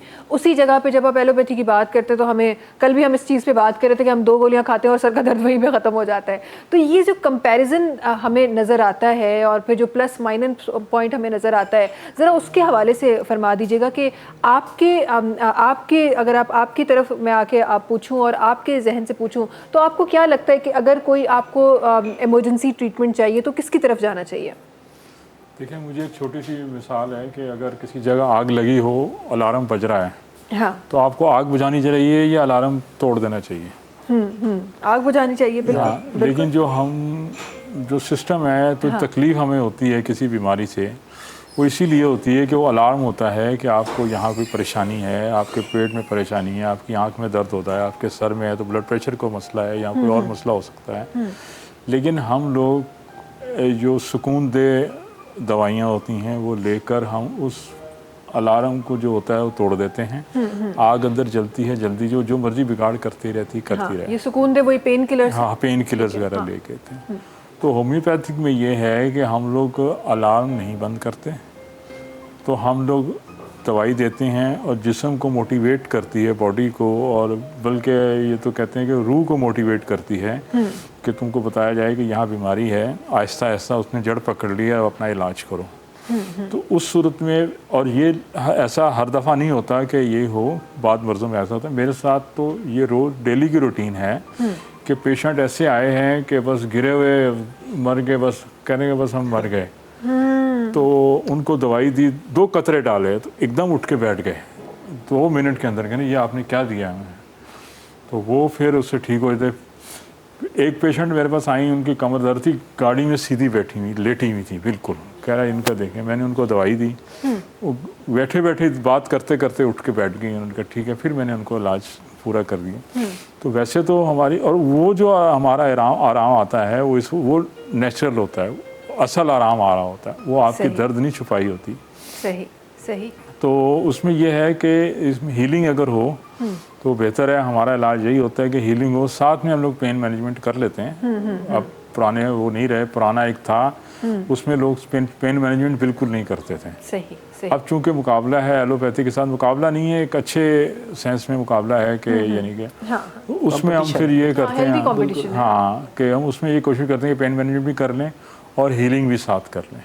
तो अल्लाह की मेहरबानी से बहुत ऐसा हुआ है। क्या है, मेरे पास एक पेशेंट आए तो उन्होंने कहा कि उन्होंने वो दवाई 1 हफ्ते से इनको पेशाब नहीं आया, तो इसकी देखें हम लोग लेके जा रहे हैं हॉस्पिटल। तो मैंने कह रहे हमारी अपॉइंटमेंट है, उन्होंने कहा आपका वो करेंगे, डायलिसिस लगाएंगे, ये लगाएंगे। तो मैंने उनको दवाई दे दी, मैंने कहा 15-15 मिनट बाद देते रहें, नहीं हुआ तो आप ले जाइएगा। तो उनको 12 साढ़े 12 जो फ़ोन आ गया, कहने लगा अल्लाह का शुक्र है पेशाब उनको आ गया, 1 हफ्ते से रुका हुआ था। हाँ, तो अब फिर बता दें। मैंने कहा ठीक है, अब नॉर्मल तो हो गया, अब कल से आके मुकम्मल दवाई ले लीजिएगा। हाँ डॉक्टर साहब, हम इतने इफ़ेक्टिव हैं फिर भी हमने पाकिस्तान में बड़ा कॉमनली देखा है कि हमारा वो जो ट्रस्ट लेवल है वो हम होम्योपैथिक दवाइयों पे हम बिल्ड नहीं कर पाए। उसका रीज़न क्या है अगर वो इतनी इफ़ेक्टिव हैं तो? उसका रीज़न यही है कि मैंने जो इसमें जो है ना एलोपैथ में पूरा एक सिस्टम बना हुआ है जिसको गवर्नमेंट भी सपोर्ट करती है, और उसके ऊपर हॉस्पिटल बने हुए हैं, उसमें वो बड़े बड़े हॉस्पिटल बने हुए हैं, उनका इलाज भी होता है। बाद जगह होम्योपैथिक नहीं काम कर सकते, मतलब हड्डी टूटी हुई होम्योपैथिक क्या करेगी, जल्दी रिजल्ट चाहिए, मैं ये कहना समझता हूँ। वो बाद जगह नहीं करती जल्दी मेरे को तो, लेकिन बाद जगह ऐसा होता है कि इसमें होम्योपैथ जो है ना बिजनेस में उस तरह नहीं है। हम लोग 1000 रुपए की 2000 रुपए की दवाई देते हैं। अब यहाँ एक दफ़ा जाएं तो आपको कम से कम 5000 जेब में रख के जाने पड़ते हैं। हाँ, आराम से। और फिर उनकी भी मजबूरी है, वो भी 10-10 लाख और पता नहीं कितने, अब तो करोड़ों में होता है, पता नहीं 50 लाख में से ऊपर ही होता है वो एलोपैथ। 5 साल उनके लगते हैं, फिर उनके करोड़ों रुपए उस पर जो भी है उस पर लगा के तो फिर जाके वो करते हैं, तो वो भी इतने पैसे तो लेंगे ना, कमीशन होती है। हाँ, जाहिर है। हाँ, तो इस वजह से ये एक सिस्टम जो चला हुआ है होम्योपैथ। अब वैसे मैंने देखा कि सिंध गवर्नमेंट ने हमें बुलाया है डॉक्टरों को, होम्योपैथ को, और उनको लाइन अप करके तो कुछ सर्टिफिकेशन और किस्म की चीज़ें उन्होंने दी हैं। तो अब इसके ऊपर काम कुछ हो रहा है, यानी कि ये पुराना इलाज चलता हुआ आ रहा था, लेकिन इसके ऊपर ये है कि अब जाके काम शुरू हुआ है। लेकिन मेन चीज़ यही है कि हमारी जो है ना, पहले होम्योपैथिक डॉक्टर थे, उनकी पेन मैनेजमेंट जो है ना वो उस पर काम नहीं करते थे, तो अब उस पे भी हो रहा है। अब उस पर भी डॉक्टर भी उसका मुकाबला कर रहे हैं और वो पेन मैनेजमेंट भी हम लोग करते हैं। सही सही। अच्छा, ये वाकई में सच बात है कि जब आप ट्रस्ट डेवलपमेंट की बात करते हैं तो वो ज़ाहिर है उसको आने में टाइम लगता है, और उसको ज़ाहिर है उस तरीके से शायद हम नहीं ला पाए। लेकिन आज जो रिसेंट जो हमारी रिसर्च, ना सिर्फ पाकिस्तान की बात, ओवरऑल जब आप रिसर्च करते हैं तो लोग ऑर्गेनिक शयुनि जी तरफ़ वञनि पिया। लोग चाहिनि था तो ऑर्गेनिक शयुनि सां असांजो इलाज थे, ऑर्गेनिक शयूं असां इस्तेमालु कयूं। आहिस्ता आहिस्ता हाणे मुंहिंजे ख्याल में वो जो पुराना वाला ज़माना था ना, हिकमत वाला ज़माना, अब मुझे लग रहा है वो बड़े नए अंदाज में मॉडर्नाइज चीज़ों में वो है हिकमत ही, लेकिन उसको बहुत ही मॉडर्नाइज जो है वो तरीके से सामने लाया जा रहा है। अच्छा जी अमीन साहब, छो तो प्रोग्राम जो आख़िरी लम्हात है न अॼो के एपिसोड जो, त मां चाहियां थी त उहे कुझु ॻाल्हियूं जेके हिन वक़्तु जिन असांखे जॉइन कयो आहे उन्हनि जे लाइ कुझु अहिड़ियूं ॻाल्हियूं ज़रूरु शामिलु कयूं जेके फ़ाइदेमंद हुजनि। अगेन मां उन शइ ते ईंदमि त असां वटि वेकेशन्स अचण वारियूं आहिनि, ऐं उहे जेके स्पॉट्स आहिनि जिन जे बारे में असां डिस्कस कयो, जंहिंमें कारुंझर बि हो, गोरख हिल बि हो, ऐं डिफरेंट जॻहियूं बि हुयूं। सीज़न वाइज़ कहिड़ियूं कहिड़ियूं जॻहियूं तव्हां असांजे नाज़रीन खे जेके हिन वक़्तु असांखे ॾिसी रहिया आहिनि, अगरि को वॾो ट्रिप नथा करणु चाहिनि, ज़ाहिर ॿारनि जी छुटियूं आहिनि पर वालिदैन जी छुटियूं न आहिनि, त उहे माण्हू जेके नंढा नंढा शॉर्ट ट्रिप्स करणु चाहिनि था, उहे इन्हनि 2 महीननि में किथे किथे 2 ॾींहंनि जा ट्रिप्स वठी सघनि था। ऐं अगरि उहे वठणु चाहिनि था त ज़ाहिर एज़ एन इंडिविजुअल वञणु थोरो मुश्किल आहे, त किथे किथे कीअं कीअं राब्तो करे सघनि था? जी मैं विशाऊं इहो ॿुधाइणु चाहींदुसि त जेके माण्हू घणो परे नथा वञी सघनि, माना नॉर्दर्न एरियाज़ में नथा वञी सघनि, उते त 10-15 ॾींहंनि जे लाइ वञिणो पवंदो आहे न, त उन्हनि जे लाइ त 2 स्पॉट त मूं ॿुधाए छॾिया, गोरख हिल स्टेशन ऐं कारुंझर वारी साइड। टियों ऑप्शन बि आहे ॾाढो भलो, जेको 1 डे में माण्हू थी ईंदो हुतां, उहो आहे ठट्टो डिस्ट्रिक्ट। उन में कींजर स्पॉट आहे जिथे बोटिंग थी सघे थी, ऐं माण्हू सुबुह जो वञे शाम जो मोटी अचे। उन खां अलावा जेके वाटर पार्क्स आहिनि मुख़्तलिफ़, उते वञी सघे थो। फार्म हाउसिस जेके आहिनि उते वञी सघे थो। इहे सभु 1 डे ट्रिप में अची वञनि था। सुबुह जो तव्हां वञो, शाम जो वापसि अची वञो। सही सही। ऐं उन जे लाइ अगरि को माण्हू को टूर गाइड ॻोल्हणु वञे त अमीन जो हिसाब मौजूदु आहे। बिल्कुलु, उन जे लाइ त काफ़ी तव्हां सर्च कंदो त ॿिया बि मिली वेंदा। I am not the only one option, पाण बि माण्हू वञी सघे थो। 1 डे टूर सोलो आहे, उन जे लाइ को ख़ासि, पर असां थोरो आराम पर पसंदि माण्हू आहियूं, असां चवंदा आहियूं आराम सां टेक लॻाए सां वञूं, ऐं को माण्हू साम्हूं हुजे जेको सॼी जदोजहद कंदो हुजे। ख़ैर जी, प्रोग्राम जो टाइम जेको आहे वो ख़तमु थी चुको आहे, ऐं अॼोके एपिसोड जो टाइम ख़तमु थी चुको आहे। वॾी महिरबानी अमीन साहब तव्हांजी असां सां गॾु हुजण जे लाइ, ऐं असांजे जून जुलाई खे ॾाढो प्यारो प्यारो अरेंज कराइण जे लाइ, माण्हुनि ताईं ॻाल्हियूं पहुचाइण जे लाइ वॾी महिरबानी तव्हांजी। गॾो गॾु डॉक्टर साहब आपका भी बहुत शुक्रिया हमारे साथ होने के लिए, बहुत प्यारी प्यारी बातें करने के लिए, प्यारी प्यारी शायरी शामिल करने के लिए, और जहाँ तक पहुँचनी थी शायद पहुँच भी जाए, शायद वो मामा बोलने वाले भी साथ देख रहे हो। नहीं डॉक्टर साहब, बहुत शुक्रिया आपका हमारे साथ होने के लिए। आखिर में शामिल करना सी असां शोभी भाई जो आवाज़। तहां से मुलाकात इंशाल्लाह वरी बीहर सुभाणे थींदी। तेसि ताईं सभिनी खे ॾींदा इजाज़त। अल्लाह हाफ़िज़। जी शोभी भाई। जब प्यार में 2 दिल मिलते हैं, मैं सोचता हूँ इनका भी कहीं मुझ जैसा ही अंजाम ना हो, इनका भी जुनून नाम ना हो। जब प्यार में 2 दिल मिलते हैं, लज़्ज़ते गम से आशना होकर, अपने महबूब से जुदा होकर, दिल कहीं जब सुकून ना पाएगा, दिल कहीं जब सुकून ना पाएगा, तुमको एक शख्स याद आएगा, अपनी कहानी रो रो सुनानी हमसे ना होगी ऐसी नादानी, ऐसी नादानी। चल दिल मेरे छोड़ ये फेरे, ये दुनिया झूठी लोग लुटेरे। चल दिल मेरे छोड़ ये फेरे, ये दुनिया झूठी लोग लुटेरे। चल दिल मेरे।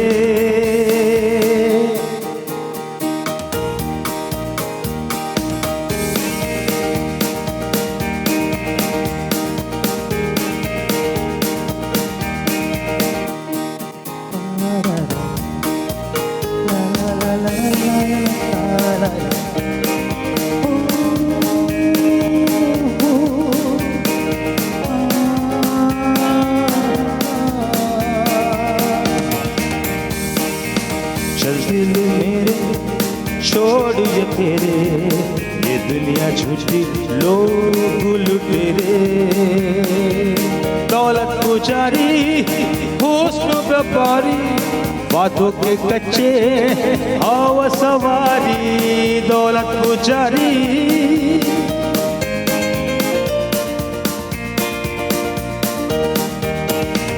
दौलत पुजारी हुस्न व्यापारी, बातों के कच्चे हवा सवारी, हवा सवारी। चल दिल मेरे छोड़ ये फेरे, ये दुनिया झूठी लोग लुटेरे। चल दिल मेरे छोड़ ये फेरे, ये दुनिया झूठी लोग लुटेरे। चल दिल मेरे। ओ हो सब्सक्राइब कयो असांजो official YouTube channel Sindh TV HD ऐं वधीक अपडेट लाइ बेल आइकन खे क्लिक करियो।